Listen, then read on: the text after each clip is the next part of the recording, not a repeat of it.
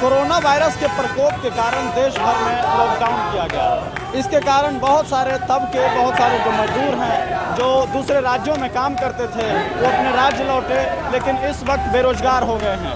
वो एक काम की मांग कर रहे हैं, नीतीश सरकार से गुहार लगा रहे हैं।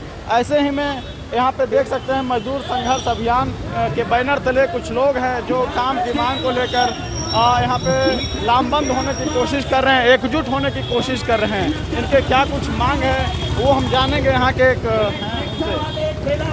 क्या मांग है, क्यों लामबंद होने की कोशिश कर रहे हैं? पूरे देश में जो मजदूर वर्ग की हालत है, लॉकडाउन और कोरोना संकट एक बीमारी के तौर पे सबके लिए ज़रूर बराबर है, लेकिन अगर उसकी सामाजिक अवस्थिति देखिए तो ये अमीरों के लिए जिस तरीके से घर में बैठे रहने का एक मौका है, वो घर में आराम के साथ रह सकते हैं।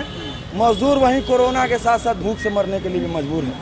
कोरोना का सबसे ज़्यादा खतरा मजदूरों के साथ है, क्योंकि ये चाह के भी सोशल डिस्टेंसिंग नहीं मेंटेन कर सकते हैं। एक छोटे से झुग्गी झोपड़ी में 10-10, 15-15 लोग को रहना पड़ता है। दूसरी तरफ ये काम करने के लिए तैयार हैं, लेकिन आर्थिक मंदी के कारण, बाजार बंद के कारण इनको काम नहीं मिल रहा है। अतः इनकी भूखे मरने की स्थिति है। आप ग्राउंड पर जाकर देखिए, मजदूर 15-15 रुपए का सतुआ खा के जीवन भर काम चला रहा है। तो इस समय में जब सरकार मजदूरों के प्रति नहीं सोचने के जगह चुनाव की तैयारियों में व्यस्त है, विधायक खरीदने में व्यस्त है, अपनी कुर्सी बचाने के लिए व्यस्त है, तो हर जगह पे आज 9 अगस्त है, मासा और इट्टू सरभारा की तरफ से पूरे देश में हर जगह मजदूरों का प्रदर्शन हो रहा है। अखिल भारतीय विरोध प्रदर्शन का दिन है और आज हम यह मांग कर रहे हैं कि अगर जल्द ही हमारे खाने पीने रहने की व्यवस्था नहीं की गई, जहां एक तरफ लाखों टन अनाज सड़ाया जा रहा है, दूसरे तरफ मजदूर भूखे मर रहा है, अगर यही स्थिति रही तो सरकार के खिलाफ मजदूर लामबंद होंगे। और यह सरकार को सुन लेना चाहिए कि एक दिन ऐसा आएगा कि आपको आपकी सत्ता से उखाड़ कर फेंक दिया जाएगा और मजदूर अपने जीवन जीविका का प्रबंध खुद कर लेंगे, अगर आप नहीं सुनने के लिए तैयार हैं। अच्छा, जिस तरह से चुनाव है तो आपको क्या लगता है कि चुनाव के मद्देनजर सरकार आपकी मांग को जल्दी सुनेगी? हमारा साफ मानना है कि चुनाव के मद्देनजर बनावटी रूप से सरकार जरूर सुनने का नौटंकी करेगी।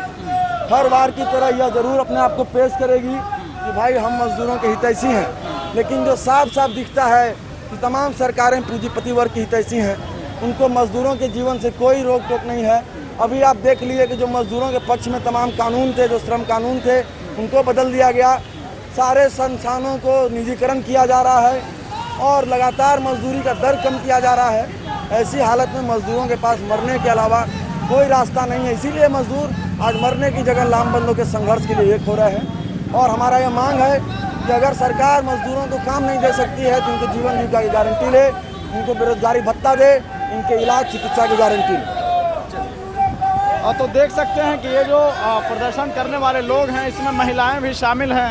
हम हाँ मैं देख सकते हैं कि जिस तरह से ये मजदूर वर्ग का नेतृत्व कर रहे थे और इन्होंने आवाज़ उठाई कि सरकार निजीकरण को बढ़ावा दे रही है, पूंजीपतियों की सोच रही है, मजदूरों का हाल बेहाल है, वो सड़क पे हैं और सत्तू और नून खाने को मजबूर हैं। ऐसे उनकी हम और कुछ मजदूर हैं, उनसे बात करेंगे और महिला वर्ग के हैं उनसे भी बात करेंगे। जी, क्या प्रदर्शन, क्या मांग?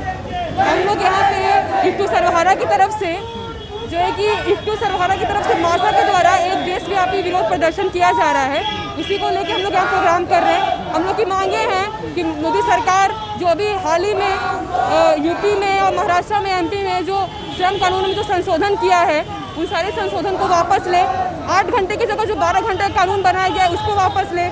इस कोरोना काल में मजदूरों की जो हालत हुई है उनका हिसाब किताब कौन देगा?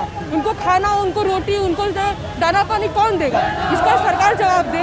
और चुनाव का मौसम है, चुनाव का पूरा दौर है और ऐसे में जो है कि चुनाव के लिए इतने सारे पैसे खर्चे किए जा रहे हैं, तो फिर मजदूरों को जो है कि रोजी रोटी क्यों नहीं दी जा रही है? हमारी मांग है कि तमाम निजीकरण जो निजीकरण चीज़ों को किया जा रहा है, उन सारी चीज़ों को जो है कि सामाजिकरण किया जाए। लोगों को जो स्वास्थ्य सुविधाएं नहीं मिल रही हैं, फ्री टेस्टिंग, गली मोहल्ले में जो फ्री टेस्टिंग नहीं हो रही है कोरोना को लेकर, गली मोहल्ले में फ्री टेस्टिंग किया जाए और लोगों को स्वास्थ्य सुविधाएं मुहैया कराएं। तो ये मांगे हैं, बहुत सारी मांगे हैं मजदूरी को लेकर, उसके साथ साथ बहुत सारी मांगे हैं। सरकार जिन मोर्चों पे विफल रही है, जिन मोर्चों पर सरकार पर सवाल उठते हैं, कि टेस्टिंग को बढ़ावा देने से लेकर पूंजीपतियों की हित की सोचना, राज्य में रोजगार को बढ़ावा देना, उद्योग को बढ़ावा देना और जो श्रम कानून है उसमें संशोधन, ये तमाम सारे मुद्दे को लेकर ये लामबंद होने की कोशिश कर रहे हैं। इनका मकसद है कि बिहार में चुनाव भी है, ऐसे में उम्मीद है इन्हें कि चुनाव के मद्देनज़र इनकी मांगों को सुन लिया जाएगा, सरकार इन पर विमर्श जरूर करेगी।